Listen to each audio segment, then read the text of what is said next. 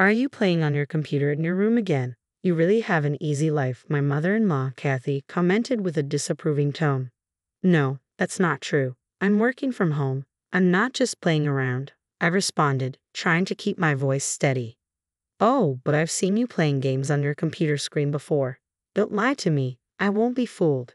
Kathy absolutely refuses to accept that I work from home. To her, work means leaving the house and going to a physical office, and she's unwilling to reconsider this outdated notion. One day, she announced, Meg is coming back. I plan to let her stay here, so could you give up your room to her and leave? What? I was stunned. Does she realize Ken and I are the ones paying the $5,000 rent for this house? If I leave, that means. But before I could finish, I saw the cold determination in her eyes.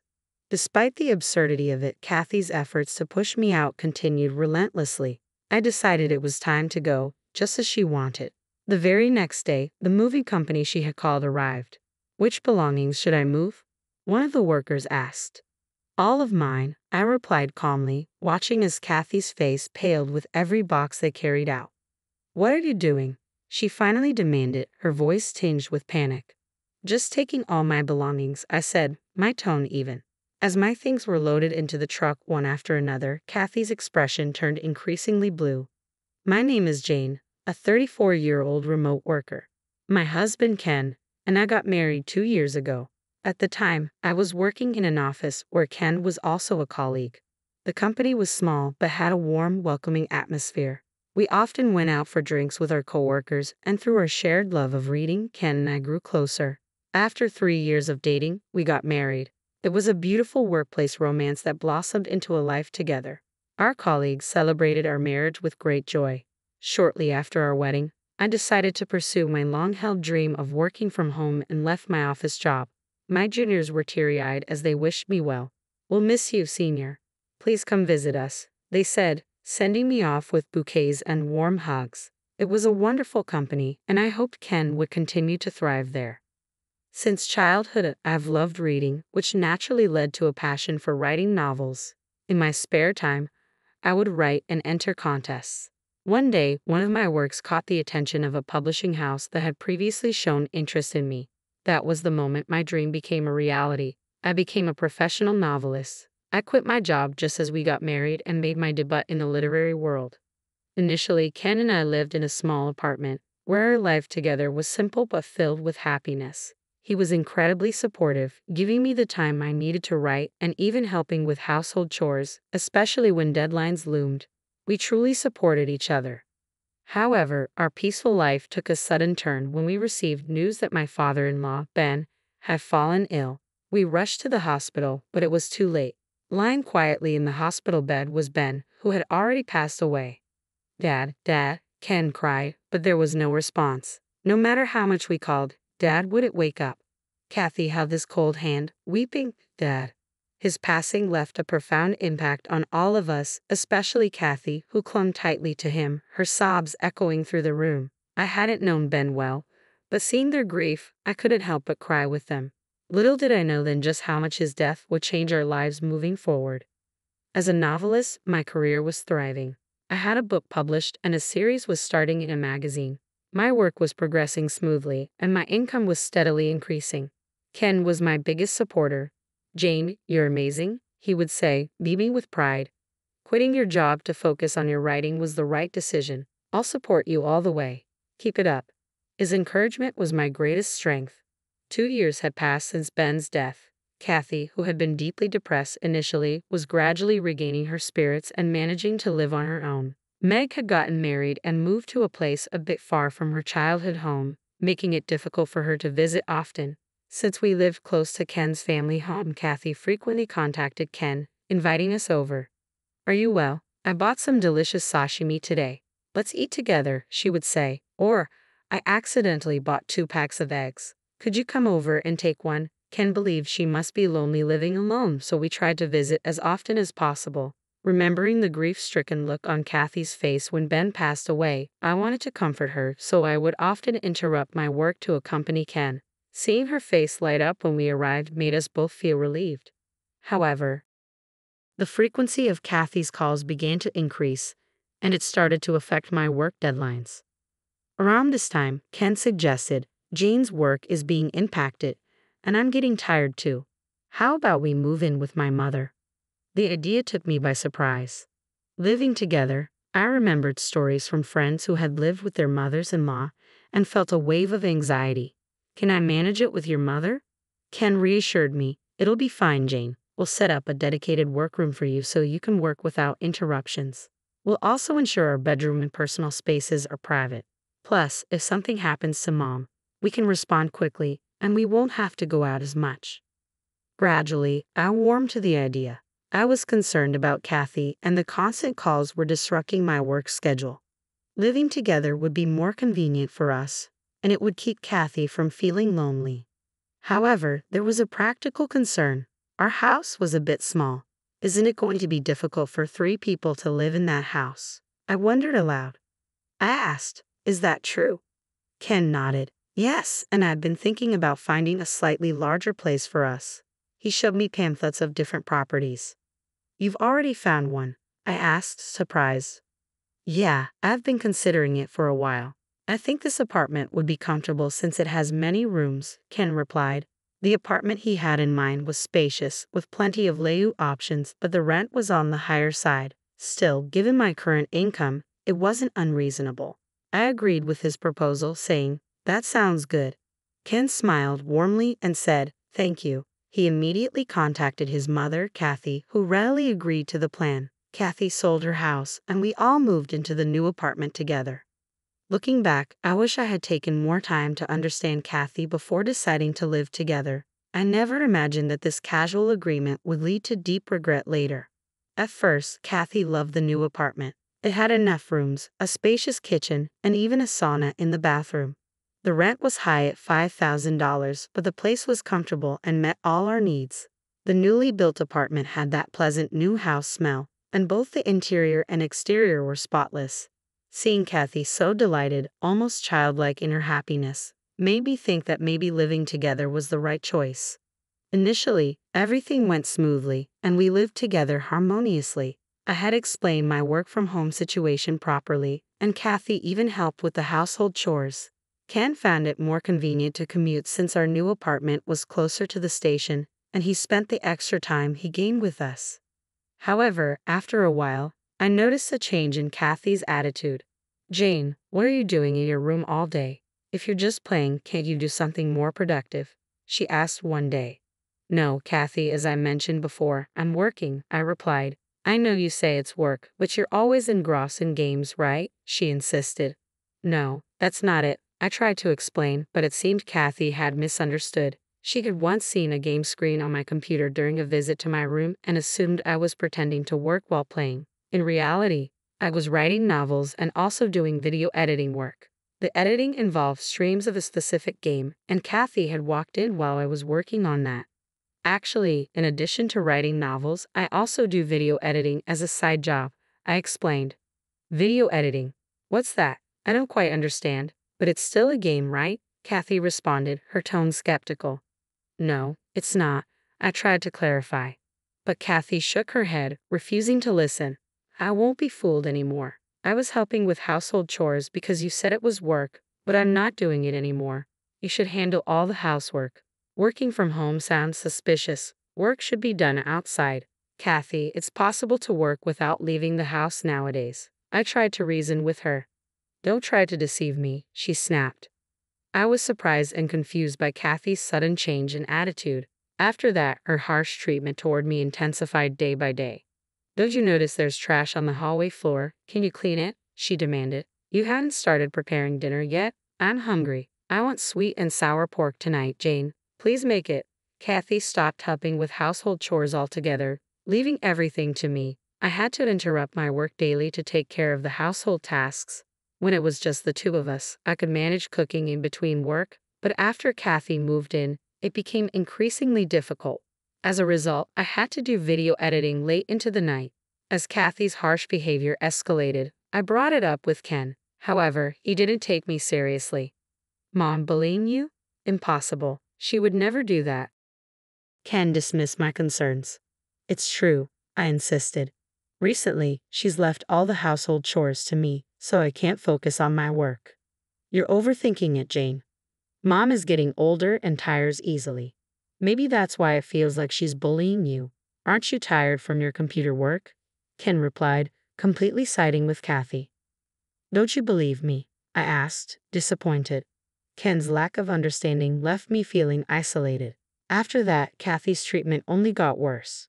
Recently, she even started pressuring me about grandchildren, asking, when will you have a child? When can I see my grandchild? Kathy demanded. When I calmly explained that it was something for Ken and me to decide as a couple, she shot back, are you infertile? I'll introduce you to a doctor, and started dialing the hospital. I quickly took the phone from her. I don't think we're infertile, I said firmly. Please give us a little more time. Time? I don't have much time left. I want to see my grandchild. What's the point of having a daughter-in-law who can't bear children? Her sharp words cut through me, and the stress only intensified. I'm sorry, but I have a work deadline approaching, I said, trying to escape to my room. Off to play on the computer again? How lazy, while your husband works so hard, Kathy sneered. She completely refused to understand that I was working from home. Her belief that work must be done outside the house was deeply ingrained, and she seemed unwilling to change her mindset. As if that wasn't enough, she continued, Meg is coming back soon. She plans to live here, so please give your room to her. What? Why? I asked, bewildered. Meg is pregnant and wants to come back home for childbirth. Unlike you, she's a proper daughter-in-law fulfilling her role by getting pregnant. So, I want her to use your room, Kathy declared. I was utterly shocked by this sudden proposal. But before I could respond, Kathy added even more harshly, so I want you to leave this house. Understand that properly. Why should I have to leave this house? Why am I being told such a thing? This is my home too, I protested, trying to make sense of the situation. Kathy laughed scornfully. You say it's your home, but you're just a parasite who doesn't do any proper work. In fact, you're just in the way. If you want to play on your computer, you can go somewhere else. There's an internet cafe near the station. Unable to bear Kathy's relentless pressure, I finally said, okay, I'll leave, and decided to move out as she requested. Kathy's triumphant smile only deepened as I immediately went back to my room and began packing. I could hear her humming happily as I did so. That night, I decided to consult with Ken one more time. I wanted to gauge his reaction, but Ken never seemed to understand my feelings. My mother couldn't have said such a thing. It's just another one of your delusions, Jane. Stop making Mom suffer. Me? Making your mother suffer? Isn't it the other way around? I retorted, but he wasn't listening. If Maggie's coming back home for childbirth, why don't you go back to your parents' home for a while? It would be easier for her, and it's just for a short time, he suggested. I couldn't believe what I was hearing. He wanted me to leave too. That was the breaking point. I felt my love for Ken start to fade, and I began to prepare for the move with new resolve. Kathy, clearly pleased that I was leaving, quickly arranged for a moving company. The next day, the movers arrived, arranged by Kathy herself. Which belongings should we move? They asked. Before Kathy could speak, I quickly responded, all of my belongings, please. All of them? What do you mean by all? The movers asked, confused. Everything, I replied calmly. All the furniture and appliances in this house. Kathy's face flushed with shock. Wait, what? What are you saying? I continued to ignore her. Would you like to move these items to your new home, or should we buy them from you? The mover asked. Please purchase them, I said without hesitation. Kathy, now in a panic, grabbed my arm and shook me hard. What are you saying? Answer me. I knew the moving company Kathy hired also dealt with purchasing goods, which is why I had decided to sell everything. The movers began carrying out the furniture and appliances one by one. Kathy watched in disbelief as her belongings were taken away, but I remained calm. Wait, what are you doing? She demanded. I'm just taking all my belongings, I replied, unbothered by her distress. This is unbelievable. We have no place to live. Kathy cried out. That's not my concern. I purchased these items for this house, I stated firmly. Lies. You're lying again, she spat back. If you think it's a lie, ask your son to confirm, I suggested coolly. Desperate, Kathy called Ken, who was at work. Hey, is it true that Jane bought all the furniture and appliances in this house? Kathy asked Ken frantically over the phone. Yeah, Mom, that's right. Is there a problem?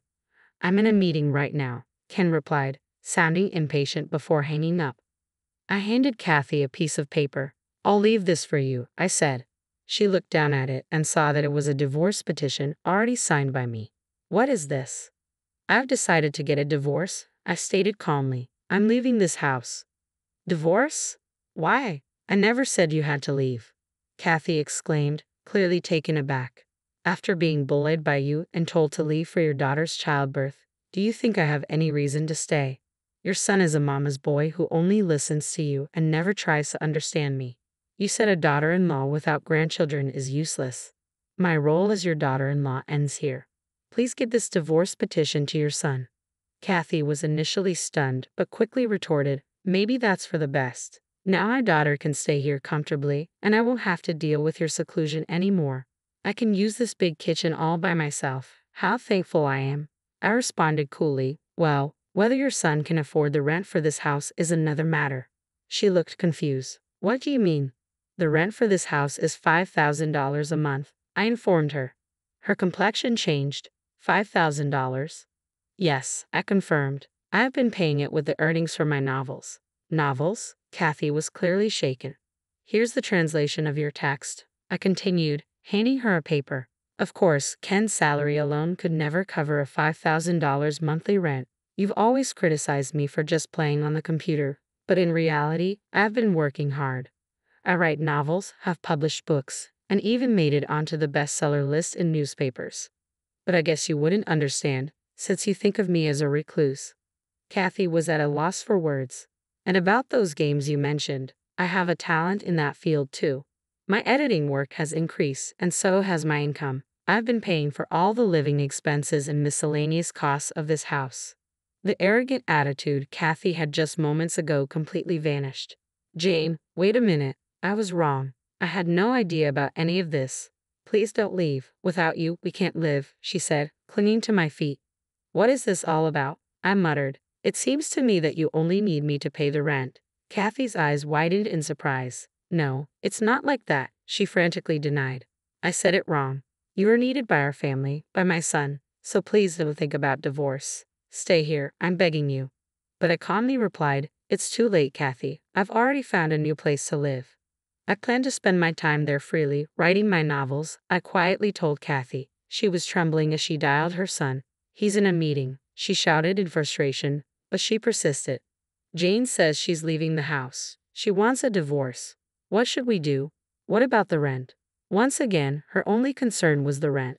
She handed me the phone, and Ken's desperate voice came through. Jane, what's happening? Why a divorce? You never listened to me, I replied calmly. You even told me to leave, just following your mother's orders. That was just temporary, he insisted. I didn't mean forever. I've tried to talk to you many times about the way your mother treated me, but you always took her side. I can't stay here any longer. The movers are already here. I'm leaving. So enjoy living with your family starting tomorrow, and do your best to pay the rent. I hung up the phone. Everything is done. What's next? The movers asked, the room now completely empty. Yes, we're ready to leave, I said, picking up my bag and turning towards Kathy. I appreciate everything, Kathy. Take care. With that, I left the house with the movers. When Ken returned from work, he found the house empty, no furniture, no appliances, and Kathy sitting alone, looking lost. He too stood there, bewildered by the emptiness. Ken initially opposed the divorce, but I submitted recordings of the bullying I had endured as evidence through a lawyer and formally filed for divorce. Eventually, Ken accepted the situation, and we officially divorced. Without my income to cover the $5,000 rent, the family had no choice but to cancel the lease. By the time my sister-in-law returned, Ken, Kathy, and Meg had moved into a small rental apartment. They had to purchase new furniture and appliances, which left them with little money for rent, forcing them into an even more cramped living space. To make matters worse, it turned out that Meg hadn't returned home for childbirth, but because she had been divorced after an affair and kicked out by her husband. She might have expected to live in a luxurious apartment, but instead, she faced life in a small, cramped space, along with the added burden of alimony debt. From what I've heard, the entire family is barely making ends meet with their jobs. Meanwhile, I bought a new high-rise apartment. There, I freely write novels, work on video editing, and live comfortably without having to consider anyone else. I eat what I want, rest when I please, and enjoy my days in peace. I've even started a new series, and the joy I find in my work is unending. For now, I plan to stay away from romance and marriage, fully enjoying my single life, focus on my career.